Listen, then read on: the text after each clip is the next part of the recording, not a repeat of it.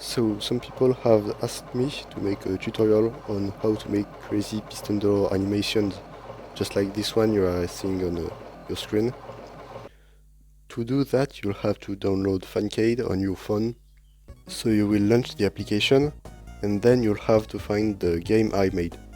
So you will go in Arcade, and then you will scroll all the way down to the search result. You are going to search that, so by space and then my username. So you'll enter that, and then you should find my piston system. So you can create a copy of this by clicking the edit button, and that's what you'll have to do. And so you will have a copy of my system, and you will be able to create more levels, just like the one there. So you can click new level, and now you have an empty level. So I will teach you how to make a piston door and make the animation. I also want to say that the video will be separated in 2 chapters that you should see on the bar at the bottom. So the first chapter will be about the basics and how to make a basic door, and then I will talk about more advanced stuff. I will make an example of door to make the tutorial. So I want to make a hipster 1x2. So here in this tab there are all the blocks in the games. My blocks is the block I made for the game, and this is where you will find the pistons. So there are pistons and sticky pistons, and here are all the orientations. For now we don't really care about the other blocks, we just will look at pistons. So we will make the layout for our door, so I will also need those pistons, and I will also take quartz for the door blocks. So the layouts will be something like that.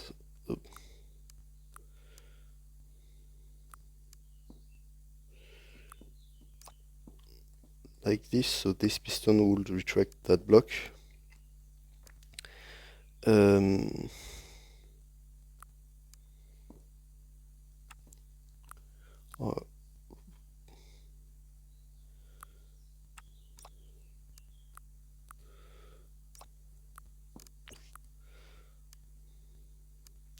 Well, so this piston will retract that, then we can zero tick, so we can move this one, zero tick this piston there, and grab that block, and then we can zero tick it back here, and grab that block down, and we will have like a wall right there, like that, and the floor will go here. So you first have to make the whole piston layout before continuing, because if you add piston later, then it can actually break. So there is a way around this that I might talk about in the advanced part, but it's a bit ugly, so it's better to make the whole layout and then go on with the next steps. So after we have made our layout, we will have to place the system block. So this is the old one. We will take the new one. The difference between the two is that the new one works with slime, but yeah, take the new one. In every case, it's just better. So we place our system. We have to place it below the pistons. If we place it above, it won't work. So we have to place it below. And then we have to make the sequence. So the block used to make the piston sequence is this block. It's called toggle piston, and it's used to activate and deactivate pistons. So in this block you have 2 numbers to input: the number of the piston, I will explain you later how to get it, and then the tick at which it must activate. So the blocks are in the numbers are in this tab, so we'll have to take the number block. So we don't know yet the number of our piston, and we want let's say we want this piston to activate during immediately, so at 0 tick. So now we want to know the number of our piston, so we'll go back in my blocks, and I actually made this thing to get the piston ID. So we can connect the pink line to the piston we want to know the number. And just like that, we can click on the play button, and you will see right at the bottom that we have the ID of the piston, which is 0. So we can enter the ID, and now when we will play, you can see that the piston extends. So actually, I said we want to make a 0 tick with this one. But before we do that, I'd like to explain how ordering works in this game. So basically, if two stuff happen during two different ticks, you don't really care where you put them. Like this as an example, those two won't happen at the same time. So we don't really care where we place it. We can place it before, after. But if they happen during the same tick, like that, so the order will go, I will explain how the order goes. So if we have those 4 blocks, so 4 stuff that activate piston, they all act during the same tick. To know in which order they will go, it will be left to right, so this one first, then this one, and then this one, then this one. So if we have those two as an example, this one we activate first, then this one. If we want to force the order, you can basically plug this white line right there, and now you can move this one wherever you want. It will always be that one first, then that one. Yeah, but in this case we don't really care because they activate the same piston. So, but if you have several pistons and you want a specific order in which they activate, that's how you can order them. So this creates a 0 tick, as the piston will extend and retract during the same tick, and as we can see when we click on play, the piston 0 ticks. There is a block that I actually made to make 0 ticks, just because it looks nicer. I made this block. That's basically, that single block does exactly the same thing as those two. So we can just remove it and replace it like that. And that does a 0 tick as well. Just like that. So, as I said, we want to 0 tick that piston during first tick. Then 3 game tick later, so, oops. 3 game ticks later, like that, we want that piston to 0 tick. So I will get the ID of that piston. As you can see, it is 2. So the piston number 2 will 0 tick. Up, there we go. And during the same tick, but after, we want to chain basically the 0 tick. So we want that piston. So that piston will be, I think, ID 1. Yes. So that piston number 1 will 0 tick right after it's been teleported, just like that. So we have our first 2 moves, then we get to the next of the sequence. After that, we want to 0 tick that one again, and then that one. So, that piston was ID 2, so 3 game ticks later, it also 0 ticks. And that one was ID 0, so it's 0 ticks right after to pull back the block. I think made it bug. Yes, I forgot to add 3 ticks for this one. There we go. So we have our sequence. Now we want to close it. Basically, we will consider the opening and closing sequence as one single long sequence. So I will continue on with the closing sequence just after that one. So for closing, we want this one to 0 tick first, but a bit later, so at 9 game ticks, we will make that one 0 tick, 9 game ticks. So piston 0, 0 ticks. Yeah, there you go. And I just realized I forgot to add a return piston for, yeah, I'm a bit stupid. Yeah, because as you will see, I will add a piston right there for the return. But then it will like mess up all the numbers of pistons. So yeah, as you can see, it just breaks everything. I'll fix that and I will see you later. Okay, there we go. So I've fixed everything, and now we can continue with the closing sequence. So I say this one 0 tick, and we can, like, during the same tick, insert the block with this piston.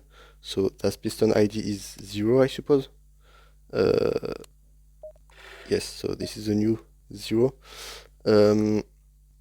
So we'll right after that one, we will zero tick the 0 piston. Actually, we can do a normal push. We don't care. It's not a sticky piston. It won't change anything. And yeah, then to finish, we can zero tick that one last time. After 3 game ticks of that bottom piston. So there we go. We have the opening and closing. Also, there's one more thing I want to talk about. You can see, like, during I edit the level, I can move the camera freely whatever I want, but when I launch it, I can't move the camera how I want. So to move the camera, we can just place this block. So this script wasn't made by me. I think I gave credit in some level, I don't remember who, but this basically allows you to move the camera, so you can place this script wherever you want, and this allows you to move the camera while being in the level and watch the door from every angle. So that's for the basics. With that, you can do pretty much anything you want.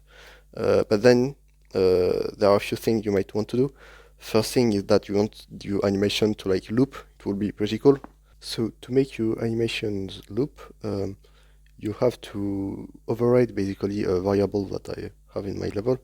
To do that, you'll have to go in the variable section, take a set number, and you'll also have to take a number. So here you will enter repeat, that's how I name my variable. And you actually have to make this a global variable, so by clicking global, and you see there is a dollar sign right in front of it, so that's good.